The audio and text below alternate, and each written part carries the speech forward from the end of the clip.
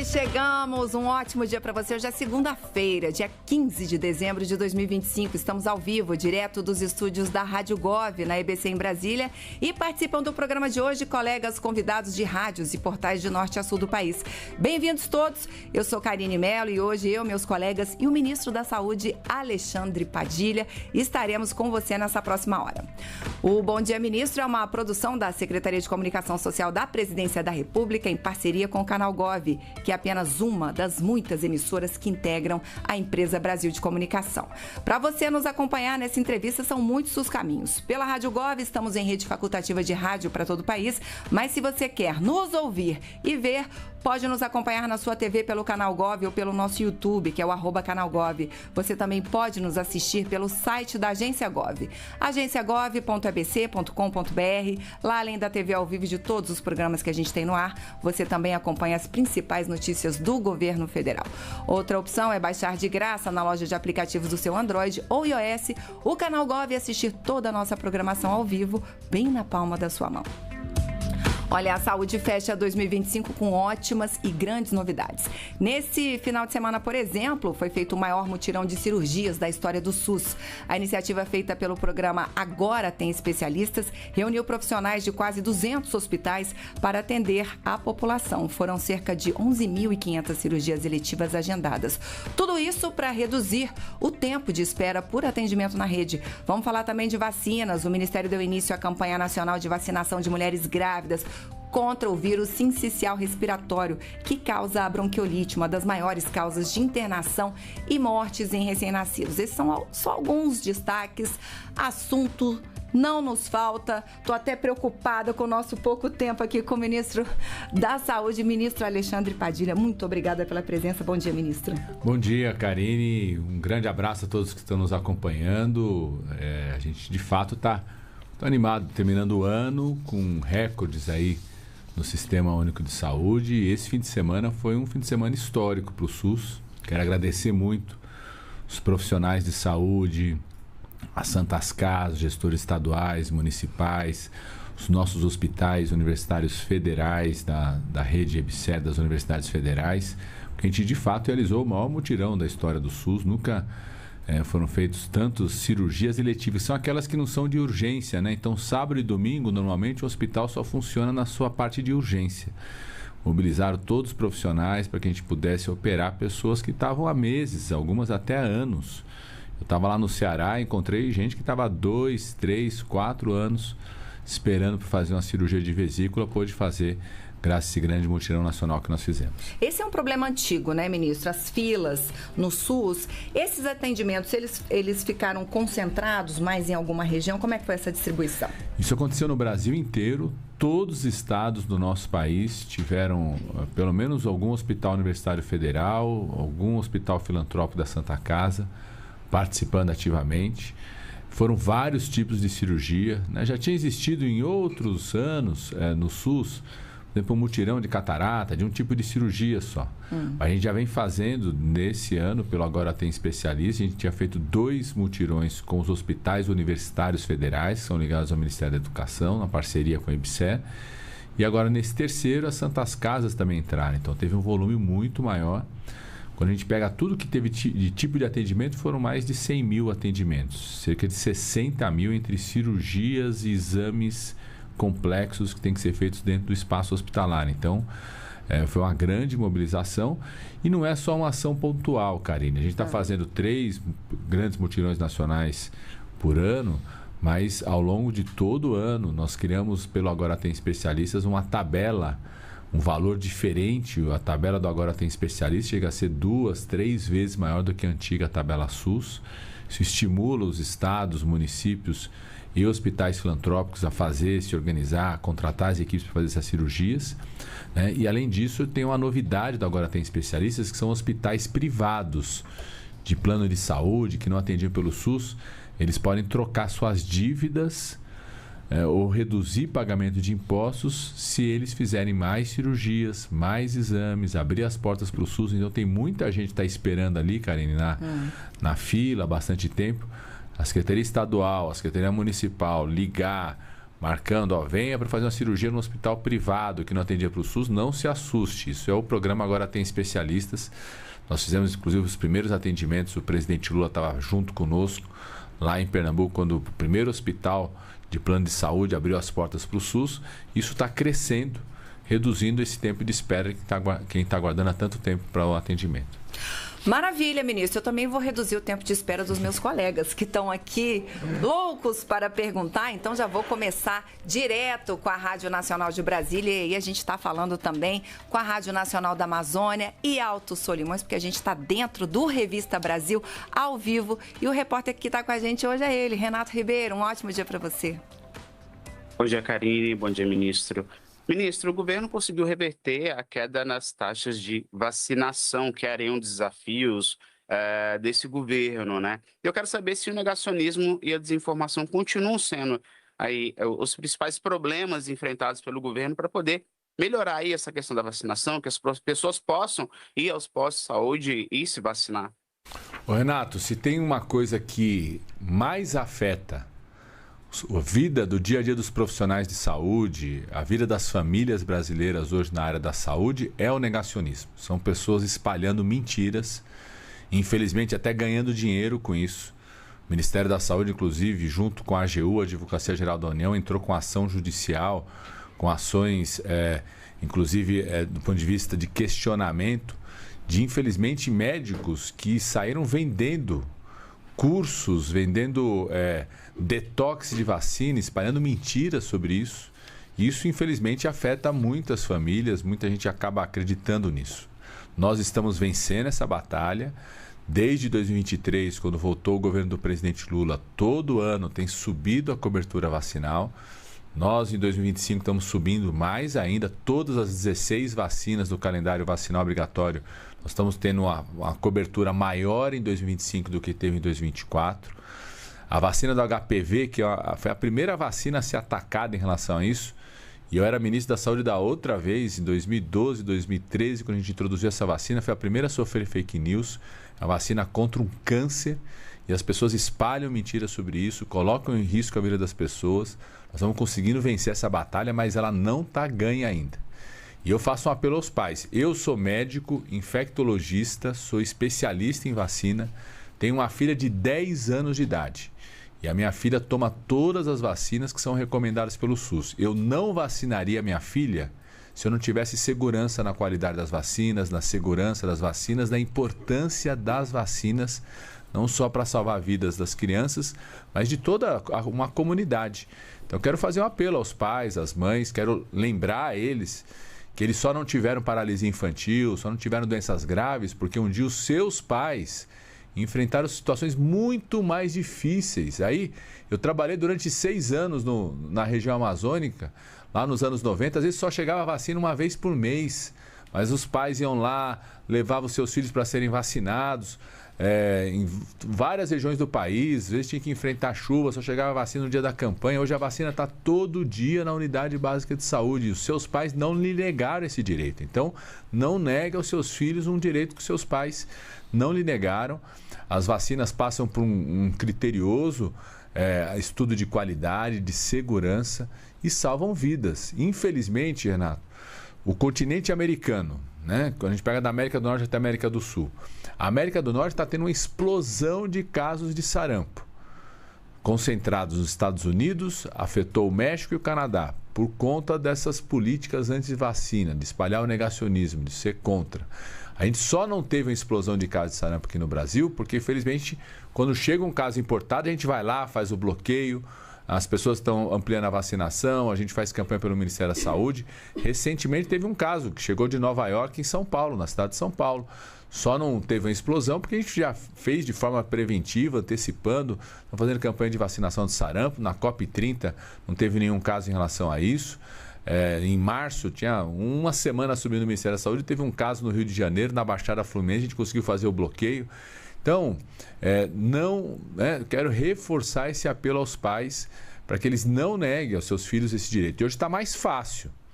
Hoje você tem a caderneta de vacinação no celular, no SUS digital, você pega lá a caderneta digital de saúde da criança. Então, porque tem muito mais vacinas hoje. Então, se você não acompanhar, até eu que sou especialista, de vez em quando eu olho lá no calendário, o celular manda mensagem para o pai, para a mãe, se está faltando alguma vacina, se está no momento de tomar aquela vacina.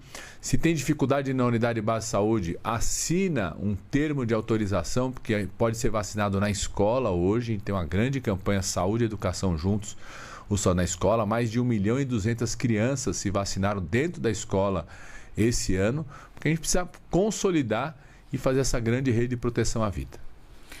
É isso, ministro. Agora a gente vai para o seu estado. Vamos embora para São Paulo. Vamos lá para a Rádio Bandeirantes, porque o Pedro Gambassi está com a gente também. Oi, Pedro. Uma ótima semana para você, meu amigo. Tudo bem, Karine? Bom dia, ministro. Ministro, a gente entra de fato agora na semana que vem no verão e com isso chuvas e também a preocupação com a dengue. No começo do mês o senhor anunciou a oficialização da vacina do Butantan contra a doença no calendário de vacinação. E eu queria saber se de fato há uma data para esse início de vacinação. O senhor já disse que vai começar pela área da saúde, né? Eu queria saber se já há de fato uma data para esse início e também quais as outras medidas que o Ministério está estudando para enfrentar essa doença que nos próximos meses deve registrar mais casos. Pedro, de fato, a gente ganhou uma segunda arma muito importante para o combate à dengue, que é essa nova vacina desenvolvida aqui no Brasil pelo Instituto Butantan, com apoio do Ministério da Saúde, apoio do BNDES, financiamento do Ministério da Saúde, financiamento do BNDES, os pesquisadores do Butantan. A Anvisa avaliou essa vacina. Quem tomou a vacina, mais de 70% não teve um sinal ou sintoma de dengue. Mais de 90% não teve sinal grave e ninguém precisou ser hospitalizado. Então é uma grande arma. Nós estamos bastante animados com ela e reforça a outra vacina de dengue que a gente já tem no Brasil, graças a uma compra que o Ministério da Saúde fez. É uma única vacina internacional. O Ministério da Saúde comprou quase toda a produção que a empresa que desenvolveu essa vacina tinha. Então a gente tem garantido dessa vacina internacional 18 milhões de doses para 2026 e 2027 e através do Instituto Butantan já estamos programando como que entra no calendário vacinal nacional. Nós reunimos o comitê de especialistas. Qual que é a recomendação desse comitê? E junto com os estados e municípios. Primeiro, a gente vacinar os profissionais da atenção primária em saúde, que são aqueles profissionais que ficam nas unidades base de saúde, fazem as visitas domiciliares, fazem a visita lá na casa da pessoa para ver como é que está, se tem criador de dengue ou não. Então são profissionais muito importantes que se expõem e que são decisivos, porque é a primeira porta de entrada no atendimento. Então, nós temos uma reunião essa semana com as secretarias estaduais e municipais. A proposta do Ministério da Saúde é iniciarmos a campanha de vacinação desses profissionais até o final de janeiro. Até o final de janeiro a gente começar a vacinação, pegar ao longo de todo o mês de fevereiro e março. Isso é importante porque quando chega o momento de mais crítico da dengue, você já tem esses profissionais já protegidos. Além disso, nós vamos fazer uma vacinação já em janeiro, também daquelas pessoas que foram voluntárias do estudo de vacinação. Então tem gente que durante todo o estudo de acompanhamento não tomou a vacina, é o chamado placebo. Então foi acompanhado para ver se tinha caso ou não. Então é justo essas pessoas que foram voluntárias no estudo receberem logo essa vacina. Terceiro, nós definimos 2 localidades no Brasil, a cidade de Botucatu, que teve uma experiência muito positiva na época da Covid-19, quando muita gente desconfiava da vacina da Covid-19. Botucatu fez um grande trabalho de vacinação em massa e mostrou para o Brasil e para o mundo que a vacina da Covid-19 reduzia casos graves, reduzia óbitos. E a cidade de Maranguape, na região metropolitana do Ceará. Serão 2 cidades onde nós vamos fazer uma ação de aceleração da vacinação. Que a gente está falando, alguns estudiosos apontam que se a gente chegar a 40% de vacinação de uma população na cidade, é possível que você tenha um controle da dengue naquela cidade. Então a gente vai avaliar essa aceleração tanto em Botucatu quanto em Maranguape, na região metropolitana do Ceará. Um plano que está sendo construído, né, pelo Ministério da Saúde, pelo Instituto Butantan, professor Carlos Magno de Botucatu, da Faculdade de Medicina de Botucatu, e a secretária Tânia, que é a presidenta do CONAS lá do Ceará, junto com toda a equipe de vigilância. Vamos acompanhar muito de perto essa ação também. O Butantan tem cerca de 1.300.000 doses. Esse volume é suficiente para a gente vacinar esse público da atenção primária em saúde e fazer a vacinação nessas duas cidades. Nós fizemos uma parceria com a empresa chinesa, a WuXi, para ter uma capacidade até 30 vezes maior de produção do que o Butantan tem. Então foi firmada essa parceria, eu fui pessoalmente em outubro junto com o pessoal do Butantan para consolidar. A WuXi prevê poder produzir até 10 milhões de doses, ou seja, 10 vezes mais do que o Butantan tem já no primeiro semestre, e poder chegar até 35 milhões de doses até o final de 2026. Isso vai permitir que a gente também comece a vacinação no público para além desses profissionais de saúde, ainda em 2026. Qual que é a recomendação dos especialistas? É começar a vacinação de 59 anos para baixo. Ou seja, começar pelos mais velhos e ir descendo até 15 anos de idade, que é a faixa etária que essa vacina está autorizada. Então, essa programação está dependendo dessa capacidade de produção do Butantan, que o Ministério está junto com essa parceria da China, graças aos BRICS, podendo ajudar a escalar a produção do Butantan e poder chegar a mais vacinas para o povo brasileiro. Então a gente vai ter duas armas. Tem uma que é da vacina internacional, que ela vai de 10 até 16 anos, e essa vacina nacional que vem de 59 descendo. O último detalhe aí, Pedro, também o Ministério da Saúde e a Anvisa já autorizou o Instituto Butantan, a partir de janeiro, começar o estudo de qual que é o efeito e a segurança da vacina para públicos maiores de 60 anos de idade. Então vai ser feito esse estudo. Se a gente confirmar que tem essa segurança, no futuro também a gente vai poder usar essa vacina do Butantan para mais de 60 anos de idade. Ministro, eu quero aproveitar que a gente está em São Paulo, lá com o Pedro Gambassi, para lhe perguntar, a gente teve aí na última semana vendavais em São Paulo, causaram muito estrago, milhares de pessoas sem energia elétrica. E aí quero saber, numa situação dessa, como é que fica a rede de frios? Rede de frios, para quem não sabe, é aquela que conserva essas vacinas. Quero saber se a gente teve alguma perda de vacina por conta da falta de energia, como é que fica? Karine, primeiro, felizmente a gente não teve notificação por parte da Secretaria Municipal, nem da Secretaria Estadual, de perda em relação a isso. É importante, assim, a gente tem duas grandes cadeias. Primeiro, aquela que recebe o volume maior. Por exemplo, o Ministério da Saúde tem lá em Guarulhos um grande galpão que conserva todas essas vacinas, medicamentos complexos, são comprados pelo Ministério. O Ministério repassa isso para a Secretaria Estadual. Também fica em São Paulo, o local de conservação da Secretaria Estadual. E aí depois ela repassa para a Secretaria Municipal e a Secretaria Municipal distribui nas unidades básicas de saúde. Uma ação muito importante que o Ministério da Saúde está fazendo agora, inclusive, Karine, porque cada vez mais essas chuvas, ciclones, tornados ou secas é um efeito das mudanças climáticas. Isso. E as mudanças climáticas hoje já são uma crise de saúde pública, elas afetam a saúde das pessoas. Tem gente que está morrendo por conta disso, unidades de saúde sendo destruídas por conta disso. Agora em Rio Bonito do Iguaçu, recentemente, lá no Paraná, das 6 unidades básicas de saúde, 5 foram totalmente destruídas. Felizmente só não morreu gente, porque a parte da urgência continuou e o Ministério, através da Força Nacional do SUS, colocou rapidamente estruturas de hospital de campanha, colocamos contêineres de atendimento, está lá até hoje. Então, o Ministério da Saúde, inclusive, lançou um programa chamado Adapta SUS, que é adaptar o sistema de saúde para enfrentar essas mudanças climáticas. Na COP30, nós transformamos isso numa pauta internacional. Pela primeira vez, a COP30, numa COP, teve o tema da saúde como um dia oficial. Foi lançado ali na COP30 o chamado Plano de Ação Belém. E aqui nós estamos investindo no Brasil 9,8 bilhões de reais nesse programa, adaptando as unidades de saúde para resistir a isso. A gente tem um guia que o Ministério da Saúde colocou, todo o investimento nós estamos fazendo no PAC. Estamos colocando mais de 4 bilhões de reais de unidades de saúde novas na região amazônica brasileira. A gente investe 1,4 bilhões de reais na reconstrução dos sistemas de saúde do Rio Grande do Sul. Agora em Rio Bonito do Iguaçu, no Paraná, as novas unidades já vão vir com esse padrão que a gente chama de padrão resiliente, que sobreviva a essa situação das mudanças climáticas. Uma outra ação importante desse plano é cada vez mais a gente ter centros de referência saúde e clima. Eu amanhã estarei em Porto Velho, inaugurando o primeiro grande centro de referência saúde e clima da Fundação Oswaldo Cruz, da Fiocruz, lá no estado de Rondônia.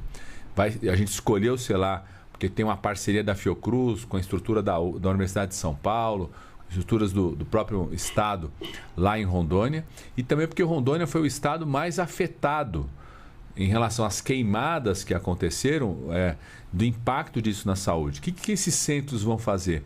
Eles cruzam os dados, o monitoramento entre os dados do clima, aumento de temperatura, risco de queimada, risco de seca, com os dados da saúde. Hoje a gente tem uma experiência muito positiva já no Rio de Janeiro, foi até premiada.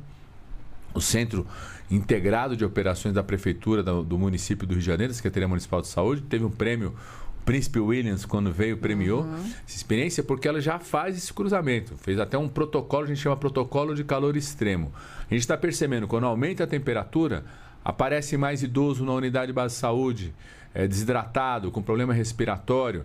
Então você consegue identificar o aumento da temperatura, planejar mais rapidamente a oferta daqueles medicamentos naquela unidade, a presença da estrutura de preventiva, as necessidades que precisam para enfrentar uma situação como essa. Então o Brasil vai liderar essa adaptação dos sistemas de saúde para enfrentar as mudanças climáticas, e a situação de São Paulo é um exemplo disso.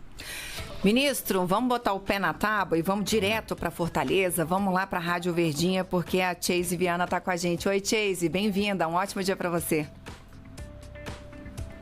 Bom dia, Karine, bom dia, ministro, aos colegas e a todos que nos acompanham. Ministro, o senhor me complicou aqui, eu tinha 2 perguntas programadas, uma delas já mudou, porque eu gostaria de pedir detalhes sobre a inclusão de Maranguape aí entre as 2 cidades, entre as 2 cidades brasileiras, com prioridade aí para essa aceleração da vacinação da dengue. Eu gostaria que o senhor detalhasse um pouco mais o porquê da escolha de Maranguape, qual a projeção de quantidade de doses, enfim, eu sei que os prazos, o senhor mesmo disse, ainda dependem de alguns trâmites, mas o que o senhor tiver de detalhes em relação à escolha de Maranguape, né, para essa aceleração, agradeço demais se o senhor puder detalhar. Bom dia. Bom dia, Chase. A primeira escolha foi 2 motivos. Primeiro, pela qualidade do trabalho da equipe da Secretaria Estadual de Saúde e da Vigilância de Saúde no estado do Ceará. Eu quero elogiar o trabalho que é feito, e não só o trabalho no dia a dia, mas uma relação muito forte também com pesquisadores da área de vigilância, fazem parte do Comitê Nacional de Acompanhamento.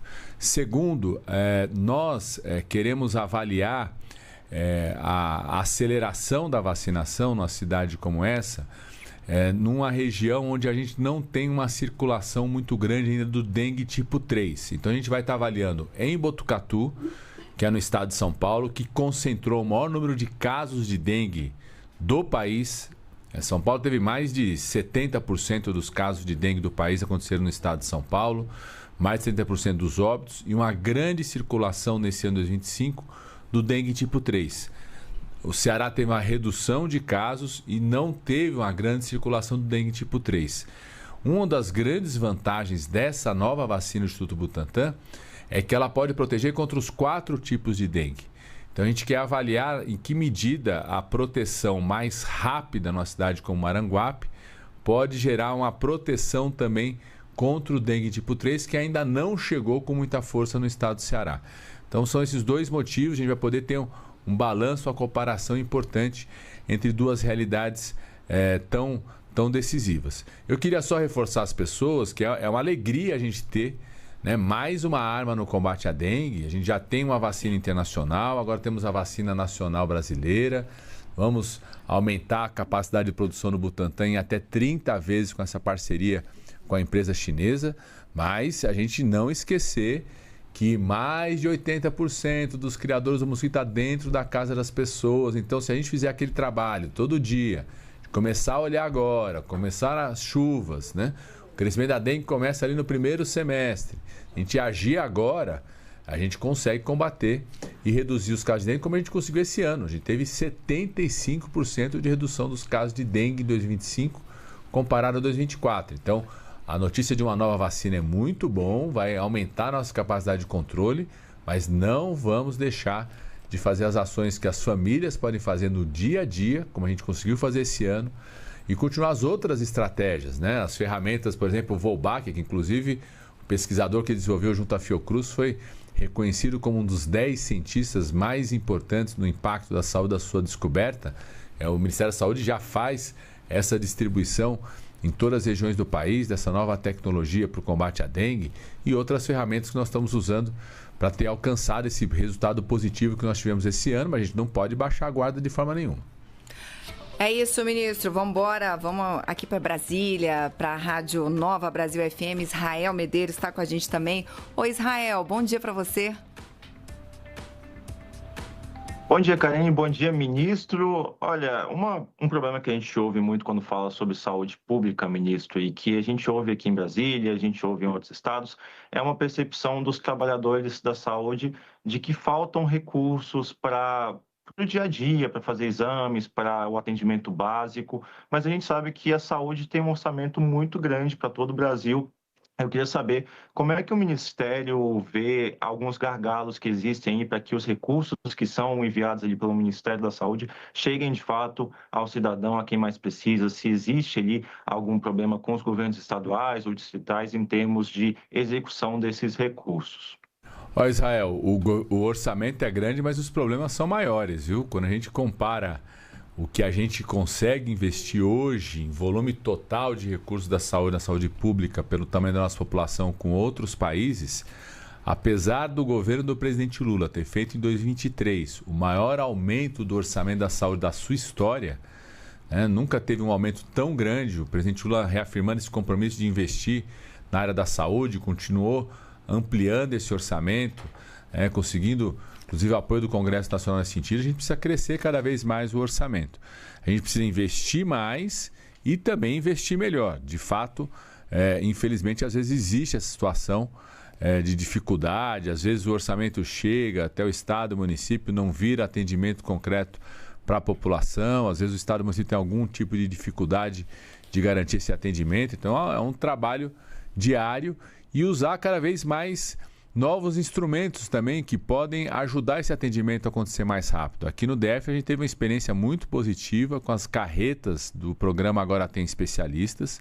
A primeira edição dela ficou na Ceilândia, que foi muito importante porque garantiu um atendimento para a saúde da mulher, de mulheres poderem fazer uma mamografia, biópsia para o diagnóstico do câncer, ultrassom, que estavam esperando há muito tempo para fazer esse exame, exames do câncer do colo de útero, procedimentos como colposcopia também para o câncer de colo de útero. Muitas mulheres estavam esperando há muito tempo. Você coloca uma estrutura móvel, ficou lá 30 dias, atendeu centenas de mulheres aqui na Ceilândia, garante o atendimento mais rápido para a população e com isso reduzindo o tempo de espera. Então a gente precisa de fato, com esforço com os estados e municípios, investir cada vez melhor os recursos que tem e criar novas tecnologias como essas, carretas móveis do Agora Tem Especialistas, o Supercentro Brasil do Agora Tem Especialistas, que tem um gargalo. Às vezes a pessoa consegue fazer a biópsia, demora para conseguir ter o resultado da biópsia porque não tem patologista clínico, o anatomopatologista que faz a leitura da biópsia ali na cidade, na região. A gente criou uma parceria com o maior hospital privado exclusivo de câncer, que é o AC Camargo. Ele recebe essas lâminas, uma parte delas vem inclusive por telelaudo, através de transmissão de scanner, os outros vai para o correio mesmo, e com isso faz o diagnóstico da biópsia e leva esse tratamento mais rápido possível para a população.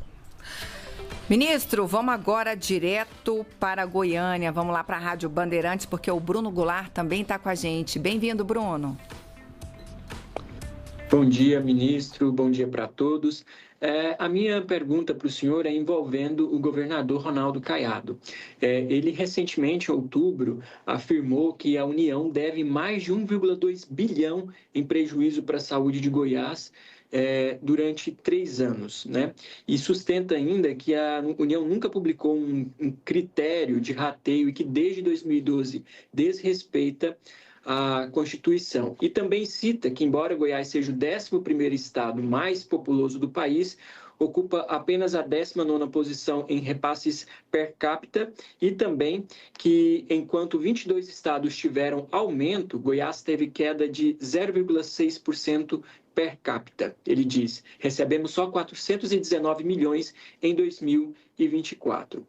Em que se fundamenta, ministro, essas afirmações do governador?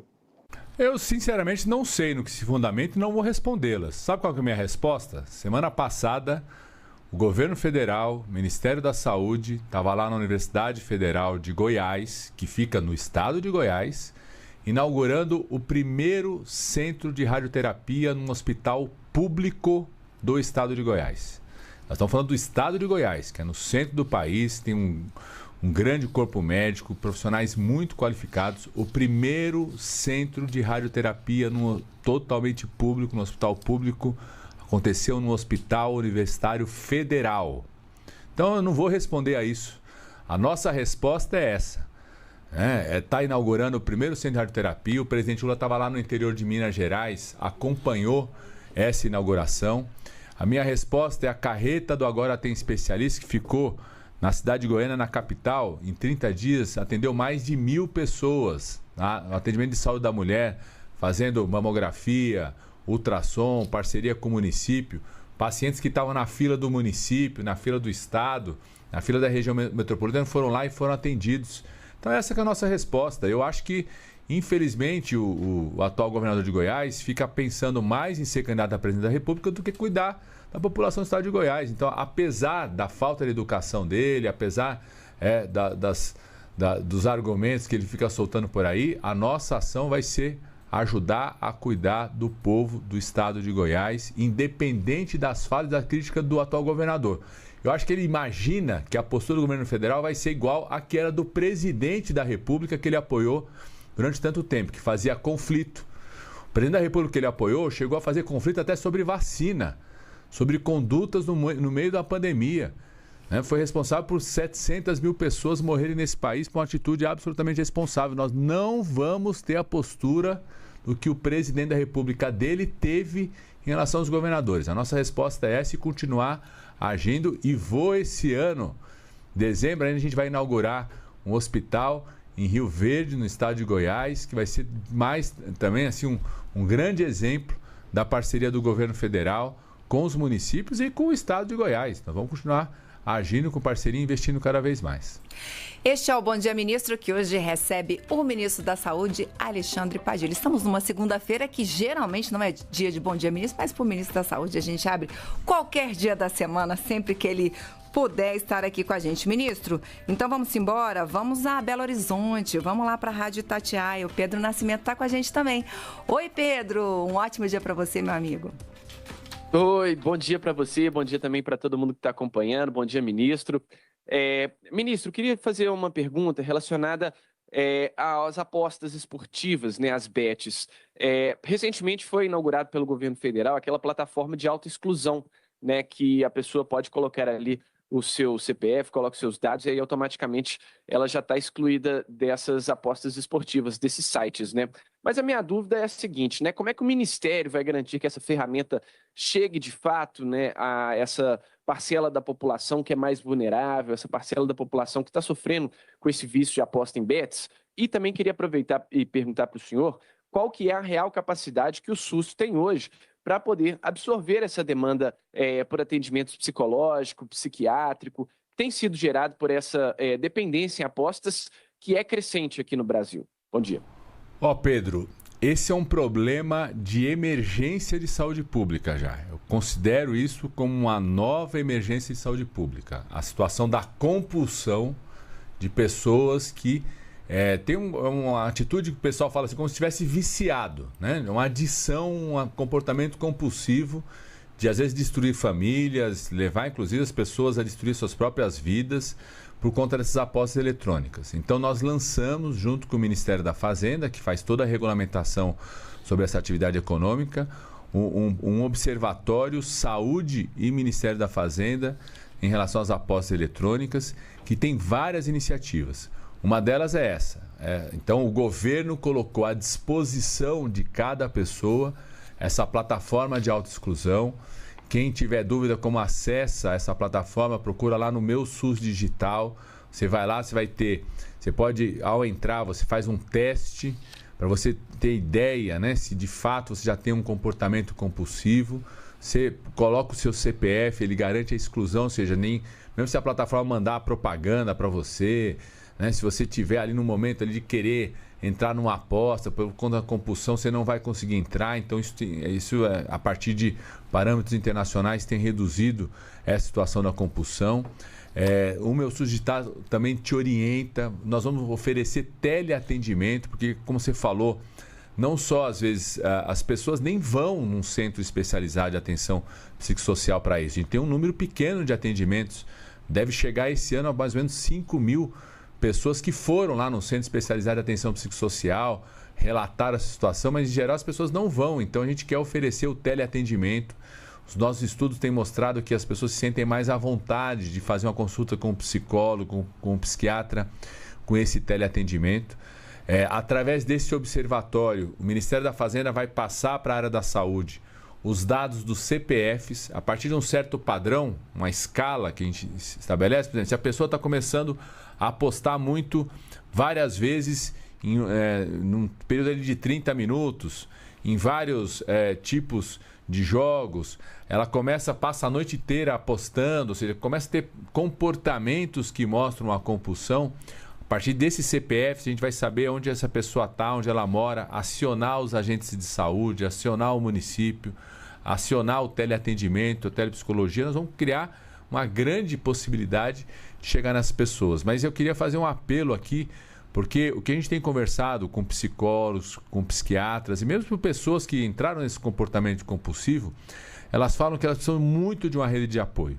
É muito difícil, às vezes, a pessoa sozinha identificar que ela está naquela situação, procurar a plataforma de autoexclusão, se ela não tem quem ajude, quem impulsione. A gente precisa estar todo mundo junto para cuidar dessas pessoas. Então, eu queria reforçar para as pessoas também: olhe aí o seu marido, sua esposa, seus filhos, seu pai, né, as pessoas da família, seu irmão de igreja, sua pessoa que você convive no trabalho. Às vezes essa pessoa está precisando do apoio. Então, oriente essa pessoa, fale, procura lá o Meu SUS Digital, checa, às vezes tem um teste, oferecido com a consulta, uma conversa com o psicólogo, com o psiquiatra, para a gente tirar essas pessoas desse comportamento que é uma emergência de saúde pública. À medida que a gente vai tendo esses dados também, através do Ministério da Fazenda, a gente vai poder ter outras ações, não só de combate à publicidade, de pensar ações ainda maiores para poder apoiar essas pessoas a não entrar nesse comportamento compulsivo. Ministro, vamos agora para o Rio de Janeiro, vamos lá para o Portal Dia. Rômulo Cunha está com a gente. Oi, Rômulo, bom dia para você. Bom dia, Karine, bom dia, ministro, bom dia a todos que estão nos ouvindo. Ministro, trazendo um pouco aqui para o Rio de Janeiro, né? Em setembro você esteve aqui no Hospital da Lagoa e anunciou um plano de reestruturação com uma série de medidas para reduzir a fila de espera de cirurgias, inclusive que consiste no programa Agora Tem Especialistas. E nessa visita específica, a ideia era priorizar pacientes com uma integração ao IFE da Fiocruz. E em 2026 o planejamento basicamente diversificar os atendimentos para a saúde da mulher, da criança e do adolescente, pelo anúncio que teve lá em setembro. Eu queria ouvir de você quais são os planos exatamente para esse setor em 2026. Rômulo, a gente está fazendo uma grande reestruturação dos hospitais federais, da rede de hospitais federais do Ministério da Saúde aí no Rio de Janeiro. Cada um dos hospitais você tem uma estratégia diferente. Eu tenho brincado um pouco, que é igual o Flamengo. O Flamengo tem que fazer uma grande reestruturação na sua diretoria, no seu comportamento, e depois fez essa reestruturação, só ganhou título. Então, algumas são parcerias com o município, como o novo Hospital do Andaraí e o novo Cardoso Fontes. Eu já fui inaugurar várias novas etapas, é um outro hospital. Algumas são em parceria com próprio estruturas do Ministério da Saúde, como o Grupo Hospitalar Conceição, que é uma empresa federal que opera lá no Rio Grande do Sul, começou a reestruturar todo o Hospital do Bom Sucesso. Outras com a Fundação Oswaldo Cruz, que é o caso do Hospital da Lagoa. Outras reativar os próprios institutos nacionais, o de ortopedia, o de cardiologia, o o INCA, inclusive, nesse grande mutirão nacional nesse fim de semana. O INTO voltou a ampliar suas cirurgias ortopédicas, cardiologia também, atendimento cardiológico. A mesma coisa aconteceu com o INCA. O Hospital da Lagoa é essa ação junto com a Fundação Oswaldo Cruz, uma ação muito importante porque vai juntar, né, o IFF, que é um hospital referência no Brasil e no mundo para atendimento materno-infantil, com o potencial do Hospital da Lagoa, que tem a parte de oncologia, outros serviços, tem capacidade de estrutura cirúrgica. Então, a equipe da Fiocruz já está lá no Hospital da Lagoa, junto com os trabalhadores do Hospital da Lagoa. Tem até o final do ano agora uma opção para os trabalhadores do Hospital da Lagoa, se eles querem continuar lá no Hospital da Lagoa, se querem ir para outro serviço. A grande maioria está optando por continuar no Hospital da Lagoa, por acreditar nessa reestruturação. A residência, o pessoal tinha uma preocupação que ia cancelar a residência, não vai cancelar, pelo contrário, inclusive tem uma adesão grande nas provas de residência, então vai continuar as residências clínicas e cirúrgicas, e nós vamos ao longo de 2026 cumprir aquele plano de alguns serviços que estavam com um volume pequeno de atendimentos por dia, aumentar, multiplicar esse volume de atendimentos, para o Hospital da Lagoa ser cada vez mais um hospital de referência de novo, voltar a estruturar. E o último hospital que estava nesse plano de reestruturação, que é o Hospital do Servidor, junto com a Unirio, todos os passos necessários foram concluídos na última sexta-feira, que era a cessão no terreno para a Unirio, a portaria de descentralização do Ministério da Saúde. Essa semana, junto com o Ministro da Educação, deve ter um ato do contrato definitivo aí junto com a EBSER, mas no sábado, já no mutirão, já aconteceu uma coisa muito bonita, que foi o trabalho conjunto das equipes da Unirio com o Hospital do Servidor. Já fizeram um mutirão de cirurgias, de exames de forma conjunta. Aí tem uma imagem muito bonita das equipes juntos, mostrando que juntos a gente vai poder usar o Hospital do Servidor para atender muito mais a população, com mais cirurgias, mais exames. É a reestruturação muito importante desse hospital, que também é uma referência, ao longo de muitos anos, foi uma referência para todo o país. Ministro, chegou aquela nossa hora do pinga-fogo. É rápido, tem que ser rápido, senão não vai dar tempo. Então, vou começar aqui com uma pergunta que eu recebi da Janaína Sobrinho, aqui de Brasília. Ela fala sobre as crianças que estão no espectro autista. Ela fala que a rede, né, da preocupação do governo, né, em aumentar o atendimento a essas crianças, que isso vem aumentando, mas que existe um gargalo. Então, ela pergunta se dentro do programa Mais Especialistas, o governo pretende ampliar, junto à rede privada, parcerias com clínicas e centros para realizar acompanhamento com as crianças e zerar a fila de espera. Outra coisa, ela também pergunta da formação de profissionais para atender esse público, ministro. Tem uma grande novidade que nós fizemos esse ano, Karine, que foi lançar um novo protocolo de atendimento a essa situação grave do transtorno do espectro do autismo. A gente incluiu, inclusive, um instrumento de diagnóstico para as equipes da atenção primária em saúde, porque elas não sabem, de fato não sabiam. Então, são formadas para isso, passam a ter um instrumento a ser aplicado nas crianças ao longo do desenvolvimento, para identificar precocemente se tem sinais do transtorno do espectro do autismo. A gente investiu mais em centros especializados de reabilitação. Os novos centros especializados de reabilitação têm, inclusive, o padrão construtivo, jardim sensorial, sala específica para cuidar das pessoas.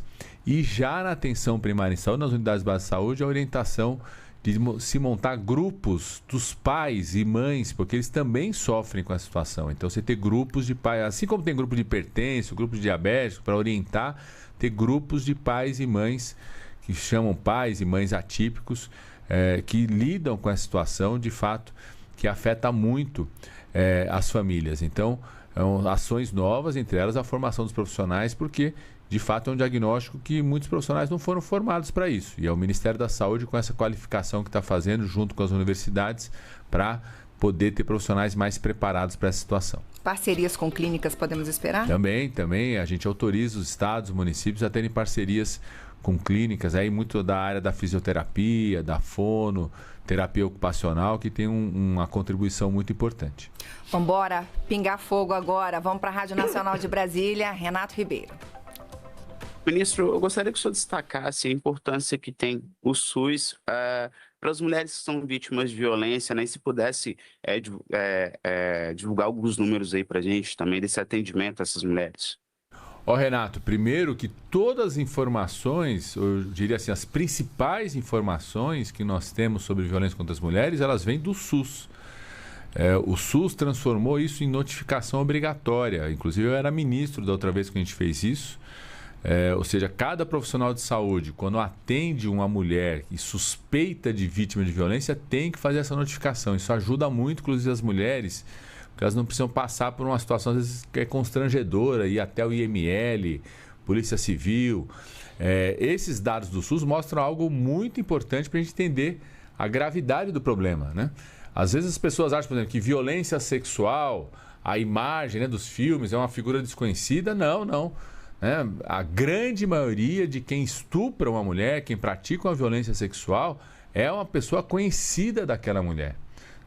A maior parte, 70% é conhecido, 60% é da família e até 50%, 52%, dependendo do ano, varia, é o pai ou padrasto em relação, por exemplo, a vítimas de violência sexual contra mulheres menores de 18 anos. Então, mostra o SUS que traz esses dados. Além disso, nas novas unidades básicas de saúde construídas com os recursos do PAC, nos novos hospitais que têm serviços de urgência e emergência, as novas maternidades, todas elas obrigatoriamente agora tem o que a gente chama da Sala Lilás, que é um espaço protegido para as mulheres vítimas de violência serem atendidas, com comunicação direta com os dados da Polícia Civil, do setor de justiça, às vezes Defensoria, Ministério Público também coloca equipes lá, para que essa mulher possa fazer todo o seu atendimento, já startar inclusive denúncias, né, necessárias para a punição, sem ter que passar o constrangimento de ir para outro lugar,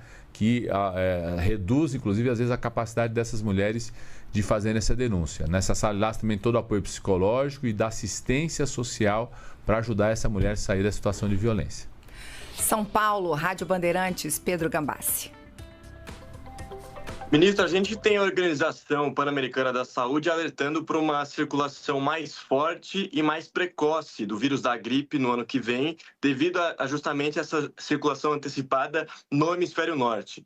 O Ministério da Saúde já recebeu esse alerta da OPAS e também como vem se preparando para essa possível circulação mais intensa da gripe no ano que vem.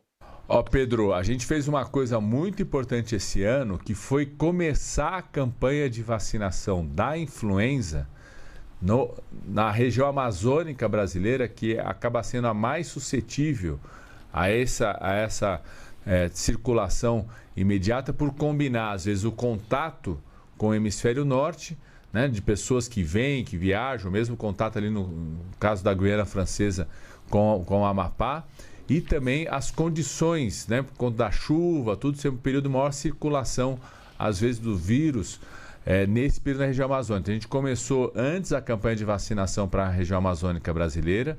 A vacina que nós desenvolvemos, ela protege contra esse vírus, a cepa que está mais circulando no hemisfério norte hoje. A gente tem acompanhado, sim, um grande aumento de casos, né? O Sistema Nacional Público Inglês fez um alerta importante nessas últimas semanas, de um grande aumento de casos. Felizmente, aparentemente não teve aumento na gravidade, mas teve um grande aumento no número de casos, o que gera uma pressão para o sistema de saúde.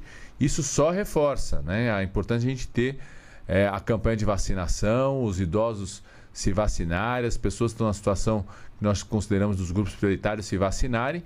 Teve vacina, ainda tem, o ano todo nas unidades básicas de saúde, e ano que vem, no começo do ano que vem, antes de começar o inverno, a gente vai fazer a nossa grande campanha de massificação da vacina contra a influenza. Com a vacina que nós temos já protege com o que está circulando no hemisfério norte, para que a gente não tenha um inverno tão grave. Uma outra coisa muito importante no nosso inverno é a vacina da bronquiolite para gestantes, que nós estamos vacinando agora. A principal causa de internação de crianças até 1 ano de idade e principal causa de óbitos por doenças respiratórias é o chamado vírus sincicial respiratório, que leva a bronquiolite. Para combater, a gente precisa vacinar as gestantes. A vacina está no SUS agora, a partir de dezembro. É uma vacina que, se a gestante for vacinar na clínica privada, ela vai pagar R$ 1.500, R$ 1.700. Eu já vi cobrarem R$ 4.000 por essa vacina. Agora está de graça no SUS. Quero fazer um apelo. Toda gestante que tiver na 28ª semana de gestação procure sua unidade básica de saúde para se vacinar agora, para quando chegar o inverno, seu bebê nascer já protegido. E se passou da 28ª? É a partir da 28ª. Então, se estiver no último dia de gravidez, toma a vacina. Vai lá e toma a vacina que vai proteger não só o bebê quando passa pela placenta, mas também no aleitamento materno. Já vai passando os anticorpos para o seu bebê. Maravilha. Vamos para Fortaleza, ministro. Rádio Verdinha, Chase Viana.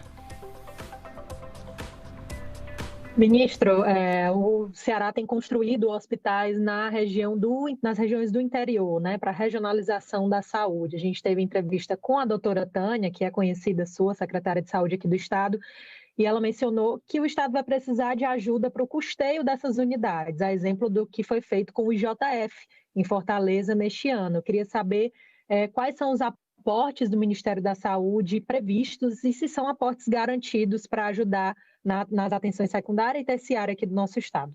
Primeiro eu quero parabenizar o trabalho que o governador Eumano está fazendo de expandir a rede de atendimentos, hospitais para o interior do Ceará. Eu já estive junto com ele em Crateús, inaugurando o Centro de Tratamento de Câncer. Devo estar no começo do ano em Tapipoca, combinei com ele esse fim de semana. Também vai ser totalmente reestruturado. Já tivemos em Juazeiro, ou seja, a expansão dessa rede para o interior. O ministro Camilo Santana, pelo Ministério da Educação, também estava investindo no interior do Ceará, nos hospitais universitários federais.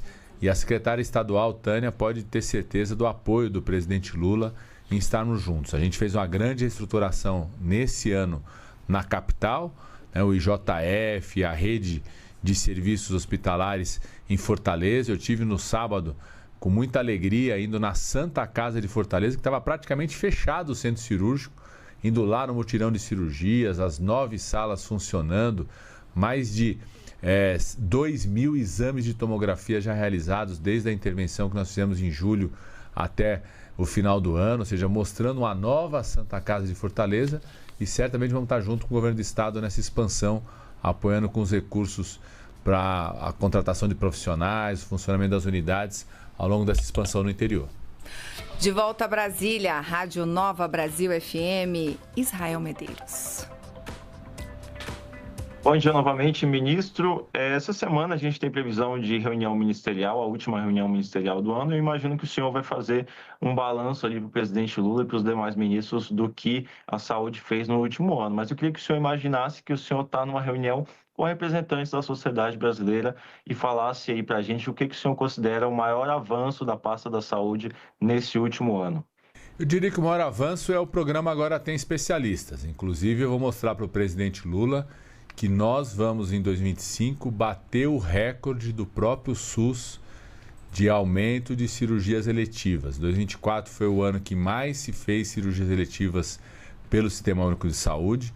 Veio Agora Tem Especialistas, construiu uma tabela, Agora Tem Especialistas, que estimula hospitais, estados, municípios a poder fazer mais cirurgias, trouxe a iniciativa privada para ofertar, abrir as portas para o SUS, as ações de diagnóstico, as carretas ajudam a fazer o diagnóstico mais rápido. Toda essa mobilização, os mutirões nacionais, vai fazer com que a gente chegue em 2025 batendo o recorde do próprio SUS de cirurgias eletivas, o que significa que a gente cuidou de muita gente, mas tem muita gente ainda para ser cuidado, o trabalho precisa continuar. Belo Horizonte, Rádio Itatiaia, Pedro Nascimento. Ministro, queria te perguntar sobre o Hospital Universitário de Mariana. Esse ano o presidente Lula esteve na cidade anunciando recursos para o hospital. O Hospital Universitário é uma promessa a ser feita com os recursos do Acordo do Rio Doce. E eu queria saber se a gente já tem datas, já tem alguma previsão de início das obras em 2026? Qual que é a expectativa do Ministério da Saúde com essa obra na região? Pedro, essa é uma parceria do Ministério da Saúde com o Ministério da Educação. É um hospital que vai ser um hospital universitário, federal. Então, a IBSER que faz todo o processo de construção, como também a IBSER vai assumir o Hospital de Divinópolis, num acordo com o Estado, com o consórcio de município, vai ter também um hospital escola em Divinópolis. A gente anunciou, são mais de 200 milhões de reais de investimentos previstos. Agora, a IBSER, junto com a Mariana, está fazendo o que a gente chama do projeto detalhado. A gente anunciou isso no Acordo de Mariana, a expectativa é que o projeto já esteja pronto no começo de 2026 e com isso possa fazer a licitação, vai escolher quem vai fazer a obra, terminar 2026 com a licitação concluída para que a gente possa começar as obras. E agora, ministro, a gente vai fechar o nosso giro com Rio de Janeiro, Portal Dia, Rômulo Cunha. Ministro, nesse final de semana tivemos um mutirão de cirurgia em todo o país e aqui no Rio eram previstos 3,9 mil procedimentos. Queria saber se já existe um número aqui para a cidade, no estado, enfim, e quais foram os focos de cirurgias. Rômulo, foi um sucesso o mutirão aí no Rio de Janeiro, atingimos esse volume e eu queria chamar muita atenção para a parte da cirurgia ortopédica, a retomada do INTO, em realização das cirurgias e também essa união da Unirio já com o Hospital dos Servidores, fazendo as cirurgias em conjunto, as equipes juntas. Então, acho que foi algo que foi muito positivo. E a gente vai tratar com os estados e municípios na tripartite da preparação do próximo mutirão que a gente vai fazer no mês de março, com foco na saúde da mulher. Tem muitas mulheres que esperam para uma cirurgia de mioma, de endometriose, cirurgias para definir o diagnóstico do câncer, cirurgias de problema de incontinência urinária, que esses mutirões podem rapidamente cuidar desses problemas, desses casos, fazer uma mobilização muito forte, ocupando os hospitais que sábado e domingo normalmente só atendem urgência, poder também fazer essas cirurgias eletivas. Ministro, eu queria saber do senhor um pouco sobre a gente na Covid, a gente passou um perrengue com essa história das vacinas, né? Não estávamos preparados, foi uma coisa do dia para a noite e demorou a resposta até que a Mônica lá em São Paulo fosse finalmente vacinada, né? Uma mulher, né? A primeira pessoa que foi vacinada no Brasil. A gente perdeu muitas vidas, né? E a partir daí, é claro, o movimento que tem do Brasil diminuir essa dependência dessas vacinas. Então, eu queria que o senhor falasse dessa produção de vacina da dengue, né? E outras vacinas que o Brasil está desenvolvendo para que a gente não tenha essa dependência. Karine, eu acho que tem 3 iniciativas muito importantes desse ano. Primeiro, a vacina da bronquiolite, das gestantes. Ela já é uma vacina que vai ser produzida aqui no Brasil. É uma parceria da empresa internacional que detém a tecnologia, transfere a tecnologia para o Instituto Butantan, graças a essa coordenação do Ministério da Saúde, e isso vai fazer com que a gente produza essa vacina aqui no Brasil. E esse acordo é um acordo que envolve o que nós estamos chamando de uma plataforma colaborativa que junta Brasil, México e Argentina. A gente vai dominar esses 3 países, através da liderança do Brasil, a coalizão do G20, a Fundação Oswaldo Cruz vai ser a Secretaria Executiva, a produção de 3 tipos de vacina muito importantes para doenças respiratórias. A bronquiolite aqui no Brasil, a pneumovinte vai ser, da pneumonia vai ser produzida na Argentina e a Covid-19 no México. A gente mantendo essa plataforma, aumentando a soberania nossa na América Latina. Uma segunda boa notícia é a Fundação Oswaldo Cruz assumir toda a produção também de uma nova vacina da meningite que a gente introduziu esse ano, a CWY, também com transferência de tecnologia. E a terceira é uma iniciativa que junta BRICS, a China, com o Tecpar, que é um instituto do Paraná, a Sinovac, que é uma empresa chinesa. A gente está montando aqui no Brasil um centro de produção de vacinas do BRICS, que vai produzir, por exemplo, a vacina da varicela, que é uma vacina que faltou, inclusive, no mundo como um todo, teve uma crise internacional. A gente conseguiu abastecer esse ano, através de uma grande compra que nós fizemos da vacina da varicela, que é a chamada Catapora. Isso voltou a regularizar a oferta dessa vacina no SUS esse ano e agora atraindo essa parceria com essa empresa chinesa para produzir aqui no Brasil também. Cada vez mais a gente está trabalhando não só para a produção de vacinas, mas de medicamentos para o câncer. O Brasil voltou a produzir insulina depois de 20 anos, graças a uma parceria também com a Índia e com a China, envolvendo os BRICS. A gente está aumentando cada vez mais a nossa capacidade de produção de medicamentos e vacinas para a gente ter soberania na defesa da saúde. Ministro, ainda quero falar sobre a questão das cirurgias, né? Houve mutirão, a gente tem agora o Agora Especialistas, que está aí com esse objetivo de reduzir filas, fazendo inclusive parceria com a rede privada. Mas quando a pessoa tem uma cirurgia para fazer de última hora, ela fica muito na dúvida. Meu Deus, será que eu tenho que achar alguém que me ajude a furar a fila, a entrar na fila? Queria que o senhor tranquilizasse essas pessoas, dissesse qual é o primeiro passo. Você receber um diagnóstico, seja de câncer, seja alguma cirurgia ortopédica, alguma coisa que precisa ser urgente, o que a pessoa faz? O Ministério da Saúde não cria uma fila própria. Essa fila é feita pelos municípios e pelos estados. Então, a pessoa que teve o diagnóstico, tem uma recomendação para cirurgia, ela vai ali para a fila do município, do estado, que é coordenado pela Secretaria Municipal e Secretaria Estadual. O que o Ministério da Saúde está fazendo? A gente mobiliza esses mutirões. A gente fez uma tabela maior do Agora Tem Especialistas, que paga 2, 3 vezes mais do que a antiga tabela SUS. Então, mais hospitais do estado, do município ou santas casas se interessam por isso, conseguem organizar suas equipes. Então, isso aumenta a oferta. As carretas, faz inclusive cirurgia, a gente fez uma carreta de cirurgias oftalmológicas. Então, você coloca a carreta naquele período, naquela cidade, o município te chama para fazer o procedimento naquela cirurgia. E também a iniciativa privada, que só atende para plano de saúde, não atende para o SUS, passou a abrir as portas para pacientes do SUS através do Agora Tem Especialista. Então, a pessoa precisa ficar atenta a um chamado da Secretaria Municipal, da Secretaria Estadual, que vai te chamar para participar dessa oportunidade de fazer a sua cirurgia pelo Agora Tem Especialistas. E é isso, e sempre o primeiro atendimento ou pela UPA ou pelo hospital, né, ministro? Ali na Unidade Básica de Saúde ou a UPA que faz esse primeiro atendimento e te coloca na chamada regulação para ser chamado depois pela Secretaria Municipal ou Estadual para o procedimento. Maravilha. Obrigada, viu? Quero te agradecer. Deu tempo, eu estava desesperada aqui com o tempo, porque é muito assunto, muita pergunta para o nosso ministro da Saúde. Quero deixá-lo à vontade, né, para nos contar o que mais o senhor quiser sobre 2026, enfim, sobre as ações do Ministério, a gente vai se despedir. Karine, deixa eu terminar aqui falando uma coisa que eu acho que é muito positiva, e eu, como médico, infectologista, especialista nisso, achei que a gente nunca ia alcançar, era quase um sonho, que é o fato do Brasil ter sido reconhecido pela Organização Mundial de Saúde como o maior país do mundo a ter eliminado a transmissão vertical do HIV da gestante para o bebê como problema de saúde pública. A gente teve esse reconhecimento na semana passada, na reunião final da OMS. Nós apresentamos o dossiê em julho desse ano.